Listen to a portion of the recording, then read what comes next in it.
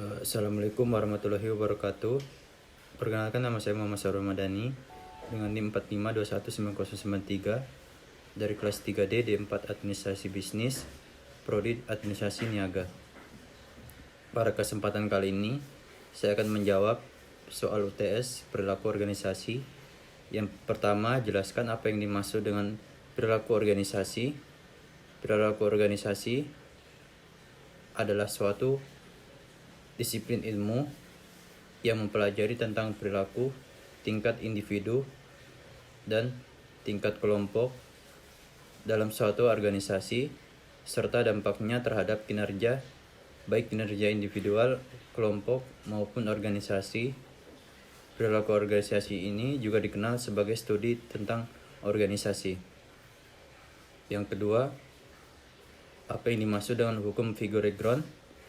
Figure-Ground adalah teori yang menggambarkan total suatu kawasan, sedangkan fungsi teori ini adalah untuk menunjukkan tekstur kota melalui bentuk massa bangunan, building, massal sebagai solid, dan ruang terbuka, open space sebagai void.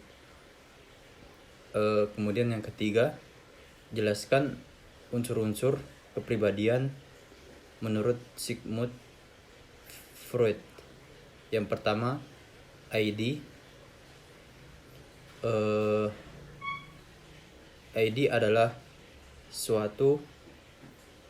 satu-satunya komponen kepribadian yang hadir sejak lahir, dan aspek kepribadian ini sepenuhnya sadar dan termasuk dari perilaku meluriah dan primitif, dan menurut Freud adalah sumber segala dari energi psikis dan mentalis, sehingga itu menjadi komponen utama kepribadian. Yang kedua, ego. Ego adalah suatu komponen kepribadian yang bertanggung jawab untuk menanggapi dengan realistis, dan menurut Freud ego berkembang dan ide dan memasukkan bahwa dorongan dari ID dapat dinyatakan dalam cara diterima di dunia nyata, dan fungsi ego baik di pikiran sadar, prasadar, dan tidak sadar. Ego juga melepaskan ketegangannya diciptakan oleh impuls yang tidak terpenuhi melalui proses sekunder, dan di mana ego mencoba untuk menemukan objek di dunia nyata yang cocok dengan gambaran mental yang diciptakan oleh proses primer ID. Kemudian superego adalah suatu komponen terakhir untuk mengembangkan kepribadian. Superego adalah aspek kepribadian, moral, dan cita-cita yang dapat kita peroleh dari kedua orang tua dan masyarakat. Kemudian nomor 4, jelaskan komponen dari komunikasi. Komponen komunikasi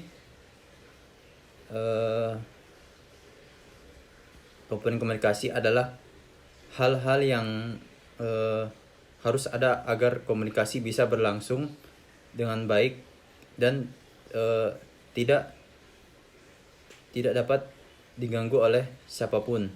Dan menurut Laswes, komponen komunikasi adalah yang pertama, pengirim atau komunikator, sender, yakni adalah pihak-pihak yang terkait dan mengirimkan pesan kepada pihak-pihak yang lain.